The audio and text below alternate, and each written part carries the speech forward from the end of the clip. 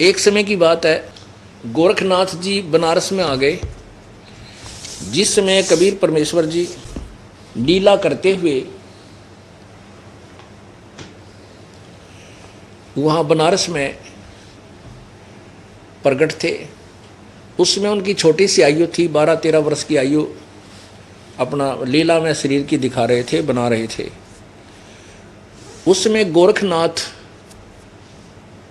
क्योंकि गोरखनाथ जैसे जो सिद्धि होती है, जैसे भर्तृहरि गोपीचंद वगैरह हैं, ये मोक्ष नहीं है।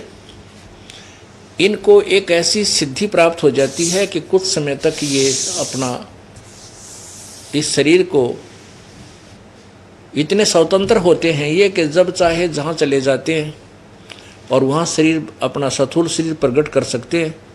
उनका तेज पुंज का हल्के से ना मामूली से बहुत ही निम्न सत्र का तेज पुंज का शरीर होता है, लिंग शरीर जिसको कहते हैं। वो जहाँ चाहे प्रकट होकर के अपना कुछ समय वहाँ दिखाई दे जाते हैं और फिर अंतर ध्यान हो जाते हैं। ये भटकते रहते हैं, चलते फिरते रहते हैं, लेकिन मोक्ष नहीं है। अन्य साधकों से अच्छे हैं जो सीधे भूत बन जाते हैं। तो ऐसे ही गोरखनाथ जी काशी में क्या हुआ कि रामानंद जी वैष्णव परंपरा से थी और रामानंद जी ने वहाँ अन्य गिरी पुरी या जो वैसे को झाड़े झपटे लानिए थे, उन सब के जो नकली सन्यासी थे उनकी सबकी दुकानें बंद करवा दी और जो नाथपंथी थे उन सब के छक्के छुड़ा दिए अपने वेदों और गीता अनुसार जैसा उसने ज्ञान था। तो वहाँ नाथ पंथ का ह्रास होते देख करके नाथ पंथियों ने अर्ज की, तो वहाँ ये गोरखनाथ जी आगे प्रकट हुए। तो उनको अन्य किसी को नहीं पता था कि गोरखनाथ है, लेकिन ऐसा पता था कि बड़े सिद्ध पुरुष हैं। और उन्होंने आकर के रामानंद जी को शास्त्रार्थ के लिए ललकारा। रामानंद जी को पता था कि सिद्ध पुरुष है, सिद्ध पुरुष थोड़ी सिद्धि दिखा देते हैं, जनता उनके पीछे हो लेती है, उनकी विजय हो जाती है और ज्ञान को कोई आधार नहीं मानते क्योंकि ये शिक्षित नहीं है। इसलिए रामानंद जी हिचक गए कि भी बात बिगड़ेगी, ये सिद्ध जीत जाएगा और हमारी परंपरा का ये नष्ट कर जाएगा। क्या शर्त रखी गई थी कि जो भी हारेगा वो जीतने वाले का शिष्य बनेगा, उसके सारे शिष्य भी उसी की परंपरा को अडॉप्ट करेंगे, स्वीकार करेंगे। अब रामानंद जी ने सोचा तो नाश करेगा भाई, चिंतित हो गया। परमात्मा कबीर भगवान पूर्ण परमात्मा उस समय लीला में शरीर में 12-13 वर्ष की आयु के थे। उन्होंने कहा, स्वामी जी आज चिंतित कैसे हैं? रामानंद जी ने कहा, परमात्मा जो कबीर जी एक लीला कर रहे थे और रामानंद जी को अपना गुरु माने हुए थे, बना रखा था, गुरु धारण किया था इस परंपरा को बनाए रखने के लिए। तो रामानंद जी ने कहा, क्या बताऊं परमेश्वर, एक समस्या आ पड़ी है कि एक बहुत बड़ा सिद्ध आया है और सिद्ध पुरुष ने आकर के हमें ललकारा है, हमारे से शास्त्रार्थ करने के लिए कहा है और शर्त रखी है कि जो हारेगा जीतने वाले का वो शिष्य होगा, पूरी अनुयायी भी उसी के शिष्य होंगे।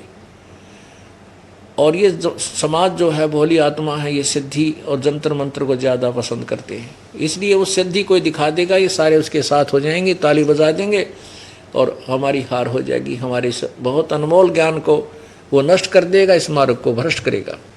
रामानंद जी कह रहे हैं कबीर परमेश्वर से कि ये चिंता मुझे खा रही है। परमात्मा बोले, प्रभु, परमात्मा कबीर जी बोले, कहने लगे, स्वामी जी दो पहलवान घुनेंगे, दो मल कुश्ती करेंगे, तो दो माल कुश्ती करेंगे तो एक जीतेगा एक हारेगा, कोई बात नहीं, चलते हैं, सामना करेंगे, कोई बात नहीं, प्रभु रक्षा करेगा। अब रामानंद जी को पता था कि कबीर परमेश्वर के सामने कोई टिकने वाला नहीं है, इसने कह दिया अब तो बात बिगड़े को नहीं, तो चले गए। क्या हुआ, वो स्वीकार हुआ और उसके लिए अगला दिन जो नेक्स्ट डे शास्त्रार्थ यानी वार्ता का तय हो गया, समय निर्धारित हो गया। एक तरफ तो रामानंद जी का आसन लगा रखा था, एक तरफ नाथ जी का आसन लगा रखा था और नाथ जी ने वहीं पर अपना एक त्रिशूल गाड़ रखा था। अब कबीर परमेश्वर ने बता दिया था रामानंद जी को कि वो गोरखनाथ आया है, वो भेष बदल कर बैठा है, उसको मैं आप सीधा कर दूंगा, आप चलो। अब रामानंद जी का हौसला बढ़ गया। अब परमात्मा अब एक गुरु मर्यादा बनाते हुए रामानंद जी तो ऊपर आसन पर बैठे हैं तख्त पर, और परमात्मा नीचे बैठे हैं जमीन पर उनके चरणों में, जो गुरु और शिष्य की मर्यादा बनाए रखने के लिए, ताकि वो हमें उदाहरण दे रहे थे कि हमारे अंदर कैसी भावना, एक अच्छे शिष्य में कैसी श्रद्धा होनी चाहिए अपने गुरुदेव के प्रति, ताकि वो सफल हो सके।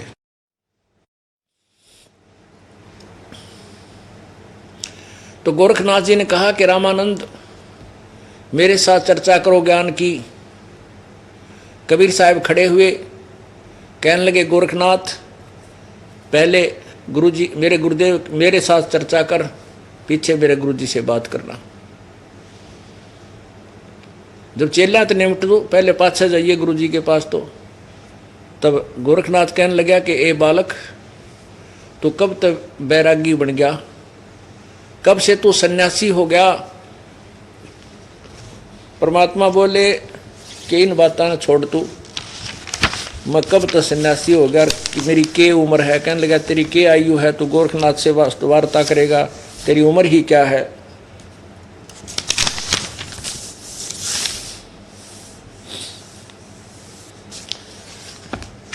परमात्मा बोले इस बात ने तो भूल जा नाथ जी, मेरी उम्र क्या है, पहले तेना उम्र बता दो मेरी क्या है। गोरखनाथ जी कहते हैं कब के भये बैरागी, कबीर जी कब से भये बैरागी। परमात्मा बोले गोरखनाथ जी कहते तू कब बन गया बैरागी। अब परमात्मा कहते हैं नाथ जी जब से बहे बैरागी, मेरी आद अंत सुध लागी। क्या बताते हैं, दूं दूं कार आद का मेला, नहीं गुरु कोई ना था चेला। जब का तो हम योग उपासा, तब का फिरूं अकेला। क्या बताते हैं, जब ना तो यह पृथ्वी थी, ना कोई गुरु चेले की रिवाज थी, सबसे पहले मैं ही था पूर्ण परमात्मा रूप में।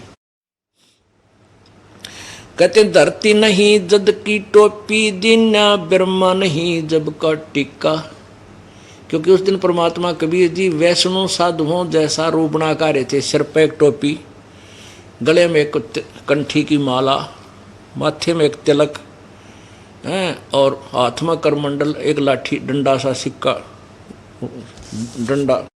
तो कहते हैं ये तो नकली ले रहा हूँ मैं, असली जो मेरे टिक्का और जो कुछ मेरे हाथ में करमंडल हैं वो बताता हूँ। धरती नहीं जब की टोपी, दीना ब्रह्मा नहीं जद का टीका। और शिव शंकर से योगी ना थे, जब का झोली सिक्का। ये तो कहते हैं मैं तो पहले से ही पूर्ण परमात्मा हूँ, और पहले से ही मैं ये सब वैरागी समझ, मुझे कुछ भी किसी संज्ञा से बोध कर, मैं वही संबोधित कर वही हूँ। तेरा ना ब्रह्मा था, ना विष्णु था, ना शिव जी, मैं तब का तब से हूँ। धरती नहीं जद का टोपी, दीना ब्रह्मा नहीं जद का टीका। और शिव शंकर से योगी ना थे, यो तब का झोली सिक्का। द्वापर को हम करी फावड़ी, त्रेता को हम दंडा। सतयुग मेरी फेरी दुहाई, और कलयुग फिरूं नौखंडा। एक पल में कहते मैं सब ब्रह्मांडों को चेक करके आ जाता हूँ, एक सेकंड के अंदर। गुरु के वचन साध की संगत, अजर अमर घर पाया। कह कबीर सुनो हो गोरख, मैं सबको तत्व लखाया। जब परमात्मा ने बताया ना गोरखनाथ, अब गोरखनाथ की सिट्टी पिट्ठी गुम होगी, तो भाई जड़ तो बताओ है, तेरा भेद भी खोल दिया।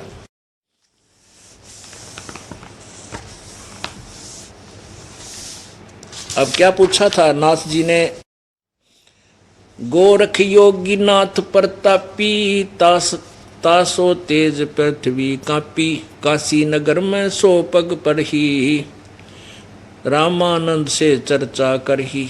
चर्चा में गोरख जय पावे, कंठी तोड़े तिलक छुड़वावे। सत कबीर से सजो भयऊ, ये वरन तात सो सुन लेहु।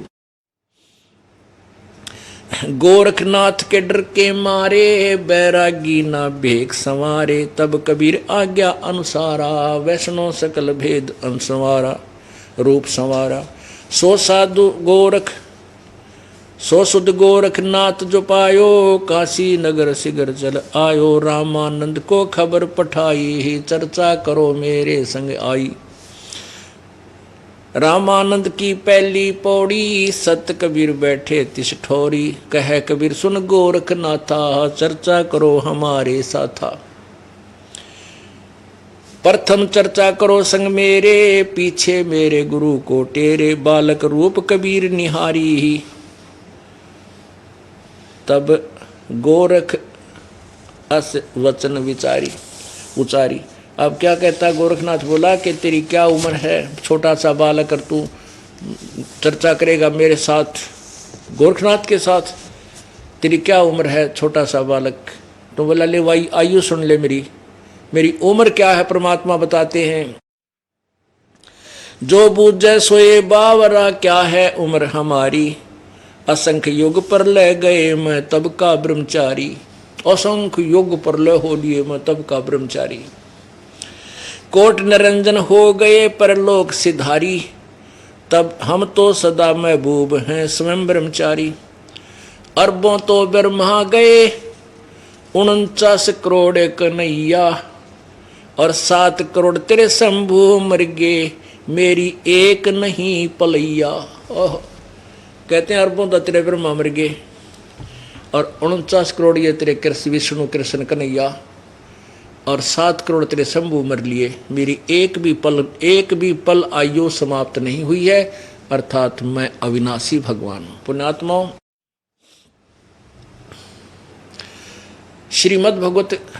श्रीमद् देवी भागवत पुराण 3रे स्कंद में गीता प्रेस गोरखपुर से प्रकाशित, स्वयं ब्रह्मा विष्णु महेश तीनों कहते हैं हम तो नासवान हैं, हमारी जन्म मृत्यु होती है, हम अविनाशी नहीं हैं। और ये अज्ञानी लोग इन्हीं को अविनाशी अजरो अमर बता करके दुनिया को गुमराह करते आए हैं। अब देखिएगा, आपको थोड़ा सा श्री देवी पुराण की झलक दिखाते हैं। पुण्यात्माओं, ये तत्व ज्ञान है। अब इसका सूर्य उदय हो रहा है, इसमें रह कर प्रूफ देने पड़ेंगे, प्रमाण देने पड़ेंगे, तब श्रोता को विश्वास होगा कि सचमुच ये संत सच्ची कह रहे हैं। नहीं तो हमारी सत्य को भी असत्य मानते हैं, क्योंकि पहले इन्होंने असत्य अज्ञान बहुत सुन रखा है, इतना सुन रखा है कि कोई अंदाजा नहीं। ये देखिएगा, श्रीमद् देवी भागवत संक्षिप्त सचित्र मोटा टाइप, और इसका श्रीमद् देवी भागवत संपादक हनुमान प्रसाद पोदार चिमनलाल गोस्वामी, और इनके संपादक कौन है ना, प्रकाशक और मुद्रक, प्रकाशक एवं मुद्रक गीता प्रेस गोरखपुर, गोविंद भवन कार्यालय कोलकाता का संस्थान। ये इनके फ़ोन नंबर मोबाइल नंबर है। अब इसके स्कंद नंबर 3 में थोड़ी सी झलक दिखाएंगे आपको, ज़्यादा नहीं। ये है स्कंद नंबर तीसरा स्कंद। अब इसमें क्या है थोड़ा सा मौखिक बताएंगे। दुर्गा ने एक विमान ऊपर से बुलाया, ब्रह्मा विष्णु महेश को तीनों को विमान में बैठाया, ऊपर की सैर कराई। ऊपर एक ब्रह्मा और देखा ब्रह्मलोक में जाकर, एक विष्णु और देखा, एक शिव और देखा, अलग अलग लोकों में गए। उसके बाद उनका विमान एक और द्वीप में पहुंचा, वहां जहां दुर्गा का द्वीप था वो दिखाते हैं। ये देखना 3रे स्कंद का 118 पृष्ठ से प्रारंभ कर रहे हैं, 118 पृष्ठ से। अक्षण भर के बाद वह विमान उस शिखर से भी पवन के समान तेज चाल से उड़ा और बैकुंठ लोक में पहुंच गया। वहां भगवती लक्ष्मी का विलास भवन था। बेटा नारद, ब्रह्मा बता रहा है, वहां मैंने जो संपत्ति देखी उसका वर्णन करना मेरे लिए असंभव है। उस उत्तम परी को देखकर विष्णु का मन आश्चर्य के समुद्र में गोते खाने लगा। वहां कमल लोचन श्री हरि विराजमान थे। अलसी के फूल के समान उनके श्री विग्रह यानी शरीर की कांति थी। पीताम्बर पहने हुए थे, 4 भुजाएं थी, वे पक्षी राजगुड़ पर विराजमान थे। दिव्य आभूषणों से उनकी अनुपम शोभा हो रही थी। प्राण प्रिया लक्ष्मी जी चंवर डुला रही थी। उन सनातन श्रीहरि की झांकी पाकर हम सभी भौचक्के से रह गए। ब्रह्मा विष्णु महेश जो विमान में बैठे थे वह तीनों कहते हैं, एक और हरि एक और विष्णु देखा, वो काल था। भौचक्के से रह गए। एक दूसरे को देखते हुए हम विमान में एक उत्तम आसन पर बैठे रहे। इतने में पवन से बातें करता हुआ वह विमान तुरंत उड़ गया। आगे अमृत के समान मीठे जल वाला समुद्र मिला। उसका जल बड़ा ही मधुर था और वहीं एक मनोहर द्वीप था उस समुद्र में। उसी द्वीप में एक मंगल में मनोहर पलंग बिछा था। उस पलंग में सुंदर वस्त्र जड़े थे। उस उत्तम पलंग पर एक दिव्य रमणी बैठी थी। वे ऐसी प्रभावपूर्ण देवी थी मानो करोड़ों बिजलियां एक साथ चमक रही हों। अत्यंत सुंदर मुख था, लाल लाल दांत थे, करोड़ों लक्ष्मियों से भी अधिक वह सुंदर थी। अब ब्रह्मा कहता है कि उन्हें देखकर जो हमारे साथ बैठा था विष्णु काल का पुत्र, ये तीनों ब्रह्मा विष्णु महेश जो विमान में बैठे ऊपर जा रहे थे, उन्हें देखकर हम सभी महान आश्चर्य में पड़ गए। कुछ समय तक हम वहीं ठहरे रहे। आपस में कहने लगे, सुंदरी कौन है और इसका क्या नाम है? हम इसके विषय में बिल्कुल अनभिज्ञ हैं। इससे हजार नेत्र हजार आते। नारद यों संदेहग्रस्त होकर हम लोग वहीं रुके रहे। तब भगवान विष्णु ने उन चारों साहिनी भगवती को देखकर विवेक पूर्वक निश्चय कर लिया। अब काल ने इनकी बुद्धि खोल दी। अब विष्णु को अपने जन्म की याद आ गई, बालकपन की। निश्चय कर लिया कि यह भगवती जगदम्बिका है। तब उन्होंने कहा कि ये भगवती हम सभी की आदि कारण है। आदि कारण माने हमें जन्म देने वाली। महाविद्या और महामाया इसी के नाम है, इसके नाम है, इनके नाम है। ये पूर्ण प्रकृति है। ये दुर्गा को प्रकृति भी कहते हैं, ये याद रखना। आगे देखना 120 पृष्ठ पे, 120 पृष्ठ। ये मूल प्रकृति है, सदा परम पुरुष के साथ रहती है। पुरुष माने भगवान। और ब्रह्मांड की रचना करके परम पुरुष को ये दिखाया करती है। परम पुरुष दृष्टा है। ये वे ही दिवांगना है। विष्णु जी कह रहा है ये वे ही दिवांगना है, यानी ये सुंदर देवी है जिनके प्रलय वर्ण में मुझे दर्शन हुए थे। उस समय मैं बालक रूप में था, छोटा सा बच्चा था, और मुझे पालने में ये झुला रही थी। वट वृक्ष के पत्थर पर एक सुंदर सुदृढ़ सैया बिछी थी। उस पर लेटकर मैं पैर के अंगूठे को अपने कमल जैसे मुख में लेकर चूस रहा था। इन्हें देखकर मुझे पहले की बात याद आ गई, बचपन की। काल ने बुद्धि खोल दी, वो पिछली रील चला दी अपने बचपन की। ये हम सबकी जननी है, माता है। इनके विषय में मेरी जितनी जानकारी है तथा मैं जो कुछ अनुभव कर चुका हूँ वह तुम कहता हूँ, सुनो। ये बता दी, ठीक है। आगे देखो, अब 123 पृष्ठ हम आपको दिखाएंगे। ये 5, 4 और 5 चौथे अध्याय का। भगवान विष्णु महिमा कर रहे हैं अपनी दुर्गा माता के। तुम शुद्ध स्वरूपा हो, यह संसार तुम्हीं से उद्भासित हो रहा है। मैं ब्रह्मा और शंकर, हम सभी तुम्हारी कृपा से विद्यमान हैं। हमारा आविर्भाव मन जन्म और तिरोभाव मन मृत्यु होता है, हुआ करता है। केवल तुम ही नित्य हो, अविनाशी हो, जगत जननी हो, प्रकृति और सनातनी देवी हो। भगवान शंकर बोले, देवी यदि महाभाग विष्णु तुम्हीं से उत्पन्न हुए प्रकट हुए हैं तो उनके बाद उत्पन्न होने वाले ब्रह्मा भी तुम्हारे ही बालक हुए। फिर मैं तमोगुणी लीला करने वाला शंकर क्या तुम्हारी संतान नहीं हुआ? अर्थात मुझे भी उत्पन्न करने वाली तुम ही हो। इसे 2 बात सिद्ध होगी देवी भागवत से कि ब्रह्मा विष्णु महेश नासवान है, जन्म मृत्यु होती है। इनकी माँ दुर्गा है, रजगुण ब्रह्मा है, सतगुण विष्णु, तमगुण शिव जी। ये 3 बातें क्लियर होगी। अब परमात्मा अपनी महिमा बता रहे हैं, वो आपके समक्ष पेश करते हैं।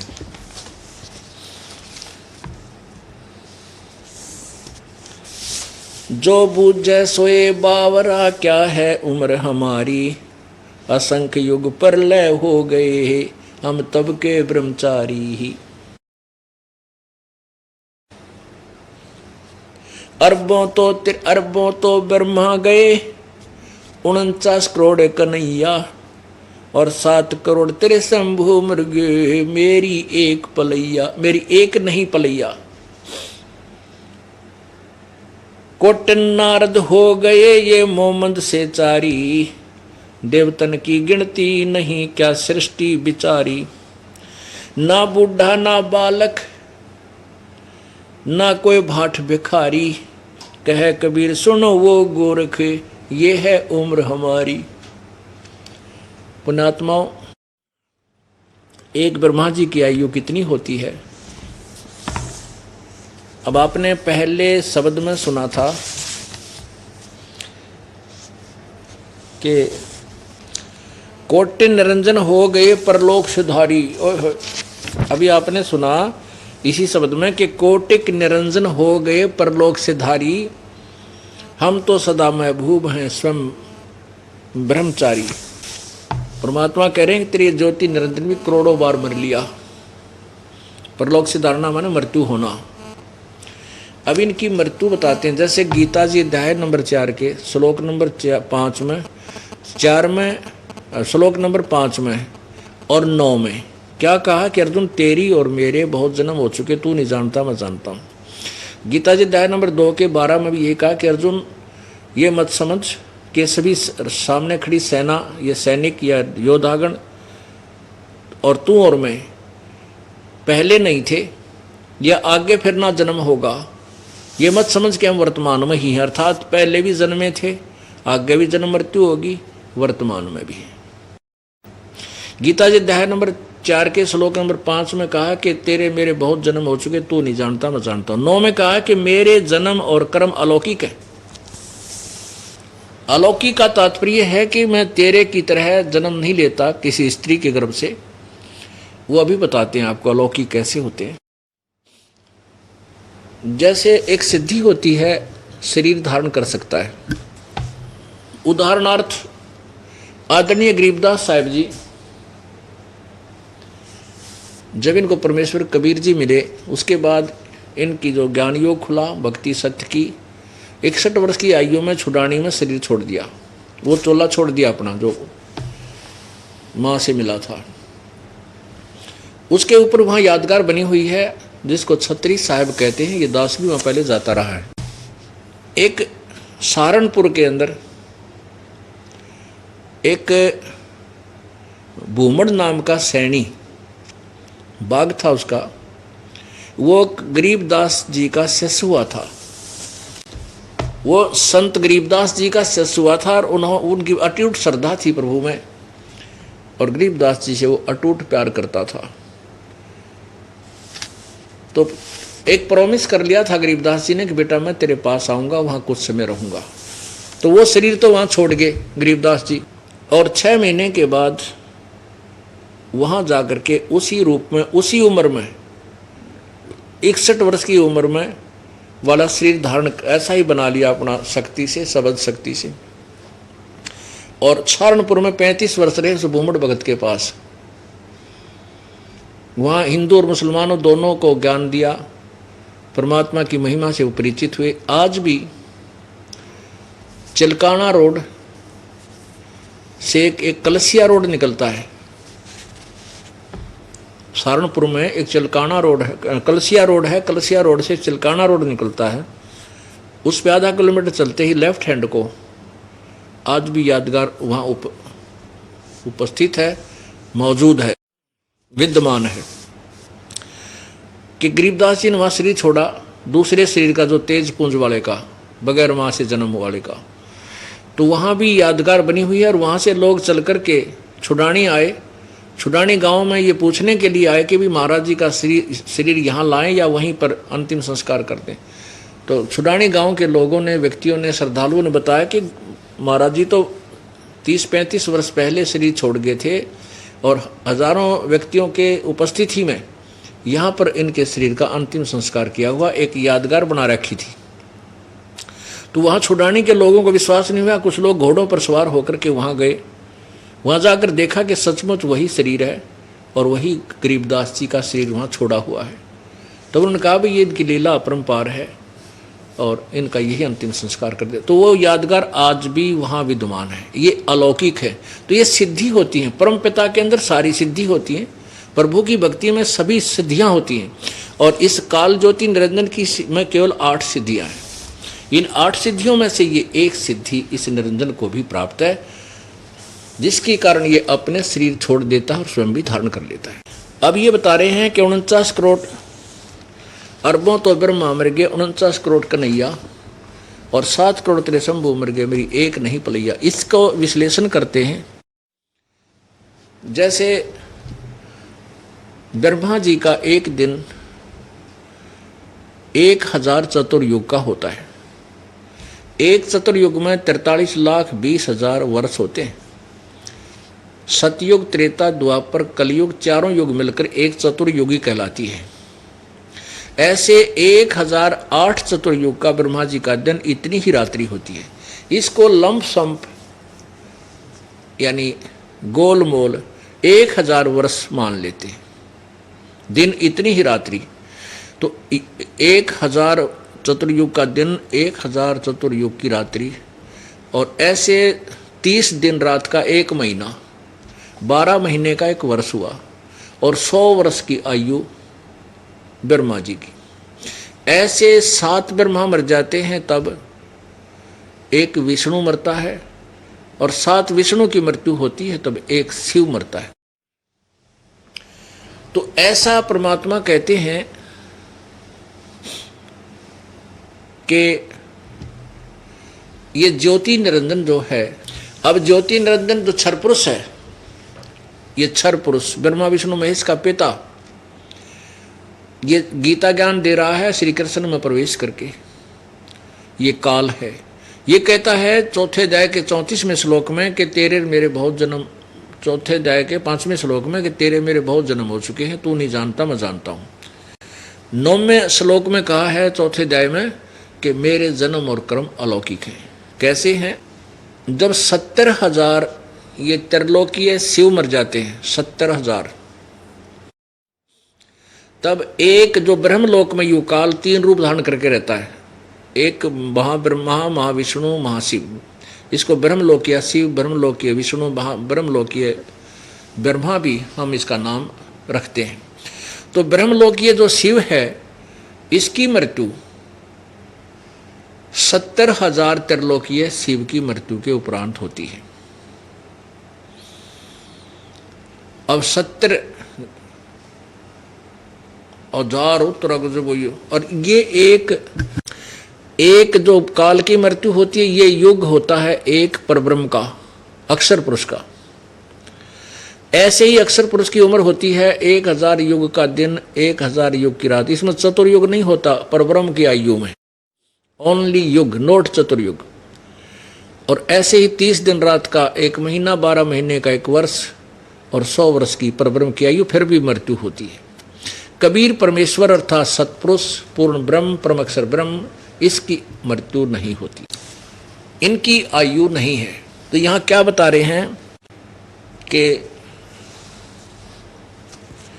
अरबों तो ब्रह्मा गए, ये 49 करोड़ कन्हैया, और 7 करोड़ तेरे शंभु मुर्गे, मेरी एक नहीं पलैया। अब 70,000 को 1000 तो गुणा कर दे, करोड़ से गुणा कर दे,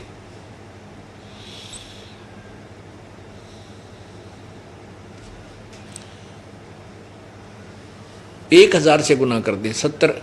तो ऐसे कहते हैं 7 करोड़ तेरे शंभु मृगे, जहां 1000 बार ये निरंजन मर लेता है, 1000 बार ज्योति निरंजन भी मर लेता है, तब एक ब्रह्मांड का विनाश होता है। तो क्या परमात्मा, क्या ना एक ब्रह्मांड नहीं, 21 ब्रह्मांड का विनाश होता है। 21 ब्रह्मांड का एक ब्रह्मांड का विनाश होता है जब ब्रह्मलोक के अंदर ये काल शिव रूप में जहाँ रहता है, जब इसकी एक मृत्यु होती है। इसकी पहले ब्रह्मा रूप में शरीर छोड़ता है, फिर महाविष्णु रूप में शरीर छोड़ता है, फिर ये महाशिव रूप में जो शरीर छोड़ता है, उसमें इसकी 49 यानी 70,000 त्रिलोकीय शिव की मृत्यु हो चुकी होती है। इसके बाद फिर ये दूसरे ब्रह्मांड में चला जाता है, तो उसमें फिर नए सिरे अपना ऐसे दुर्गा और ये दोनों की मृत्यु होती है, ये दोनों ही शरीर धारण कर लेते हैं, आत्मा वही रहती है। और वहाँ से फिर ये ब्रह्मा विष्णु महेश की उत्पत्ति करते हैं, नए सिरे से ब्रह्मांड में ऐसे अपनी उत्पत्ति प्रारंभ करते हैं। तो यहाँ क्या बताना चाहते हैं परमात्मा, कोटि निरंजन हो गए परलोक सिधारी, हम तो सदा महबूब हैं स्वयं ब्रह्मचारी। अरबों तो ब्रह्मा गए 49 करोड़ कन्हैया, ये 7 करोड़ तेरे शंभु मर गए, मेरी एक नहीं पलैया।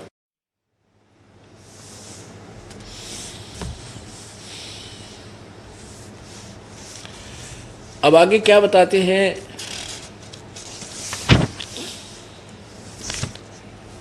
अब गोरखनाथ जी ने सोचा भाई ये तो बहुत बात पढ़ावा है और बाता मत आगे आने नहीं देता, अब इसको मैं सिद्धि दिखाता हूँ। वादा करा था, बातचीत थी कि हम गोष्ठी करेंगे, विचार विमर्श करेंगे ज्ञान के ऊपर। अब ज्ञान हार गया तो गोरखनाथ जी आगे हुए जंतर मंत्रा पे। नाथ जी कहने लगे कि बच्चा तू बातें बहुत बनाता है, अभी मैं तेरे से निपटता हूँ। नाथ जी अपने आसन से उड़े आकाश में सिद्धि से, और जो त्रिशूल गाड़ रखा था 6-7 फुट का ऊंचा, उसके ऊपर 3 ऐसे तीर होते हैं। एक लोहे की, नीचे लोहे का डंडा सा होता है, जमीन में गाड़ दिया जाता है, नीचे भी उसका एरो नोकीला होता है। और नाथ जी सिद्धि से ऊपर जाकर के उसके ऊपर विराजमान हो गए, ऐसे बैठ गए, सिद्धि से उसके ऊपर विराजमान हो गए।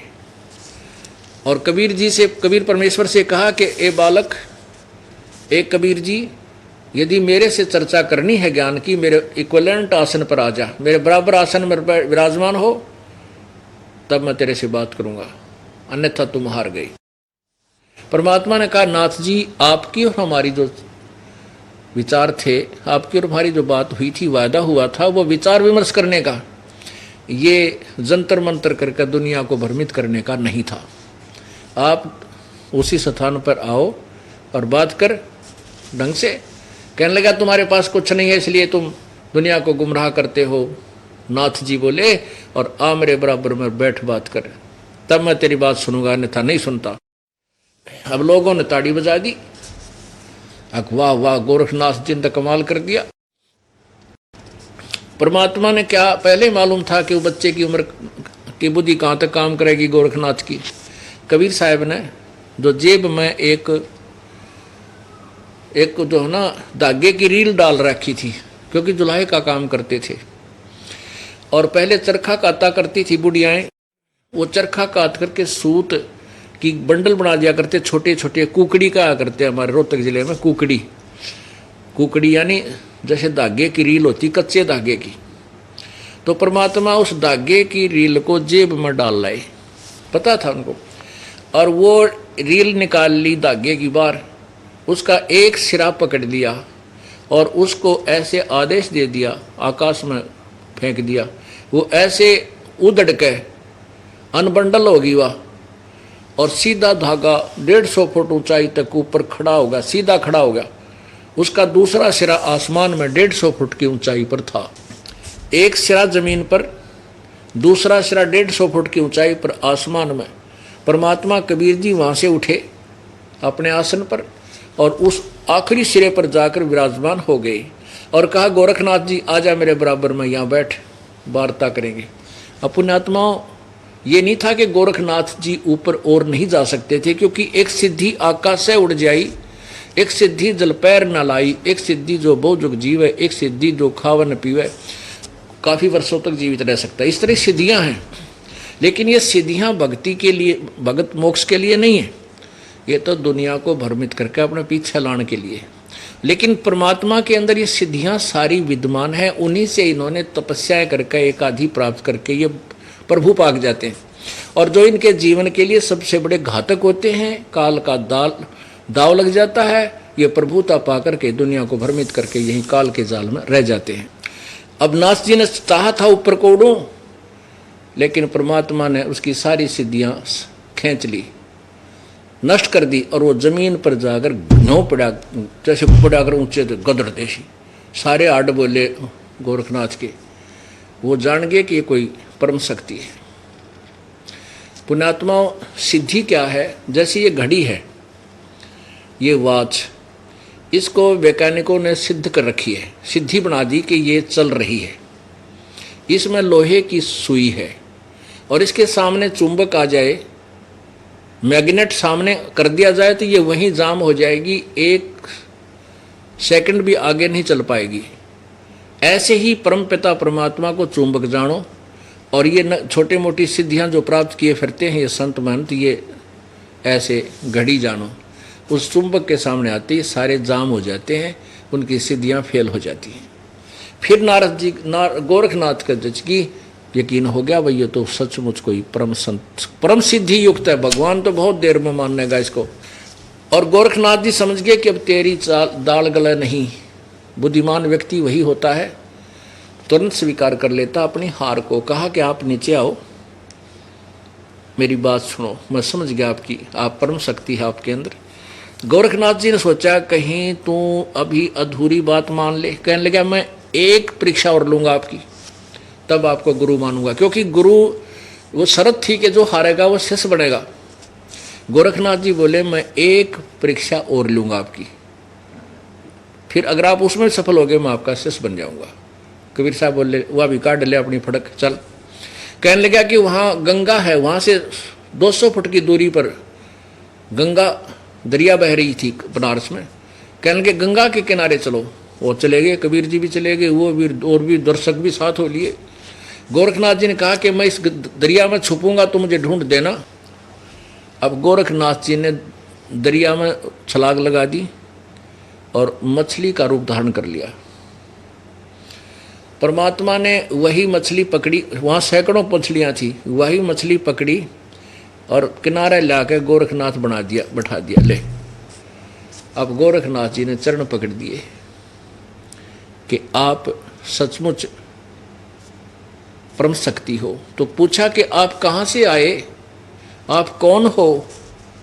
तो परमात्मा बताते हैं अवधू अवगत से चल आए। अविगत, जिसके विषय में कोई नहीं जानता, उस स्थान से, उस अतिथि से मैं आया हूँ, सतलोक से।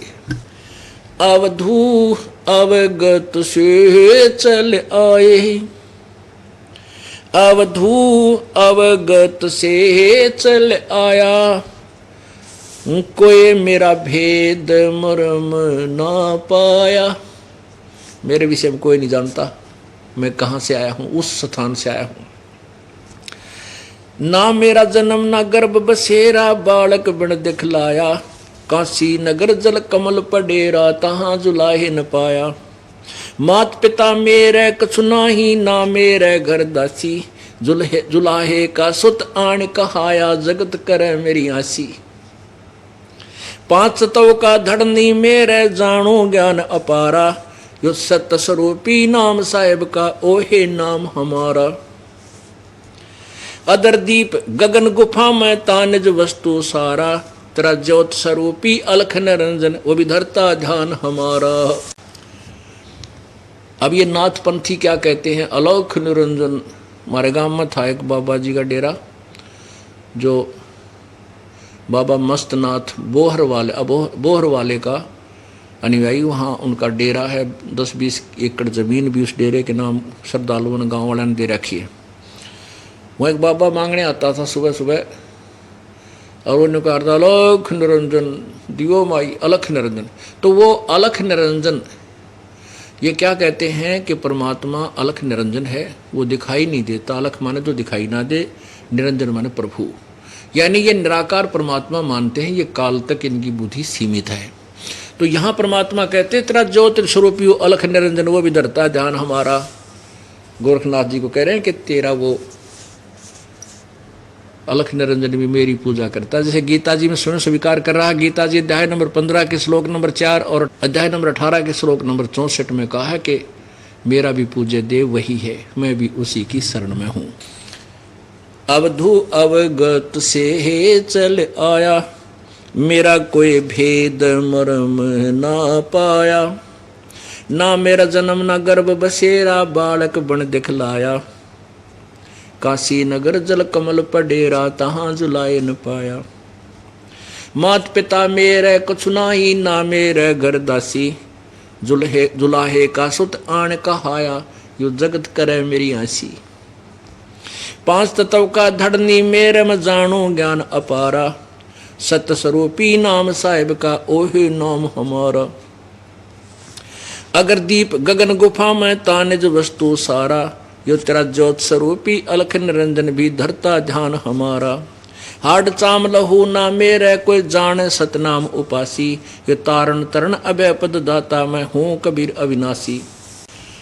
अपने आत्माओं, परमात्मा ने कहा कि मात पिता मेरा नहीं, ना मेरे मात पिता हैं, ये तो इन्होंने मैं जंगल में मिला था नीरू और नीमा ने, और मेरे कोई पत्नी नहीं है, ना मेरे घर दासी, और जुलाहे का पुत्र आन का है जगत करे मेरी ऐसी।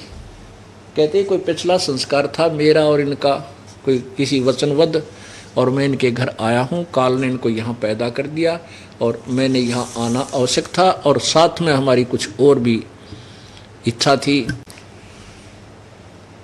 परमात्मा ने अपने कई एक ही तीर से कई शिकार खेलने होते हैं।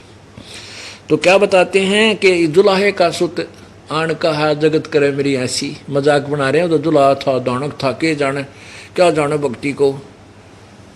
परमात्मा कहते हैं आने दो टाइम, हम भी जनाएंगे भक्ति को। कबीर साहब अब क्या कहते हैं, सत्य स्वरूपी नाम साहिब का ओए नाम हमारा। उस परमेश्वर का जो वास्तविक नाम है वही मेरा नाम है, कबीर, सत कबीर। बोलो सतगुरुदेव सत साहिब।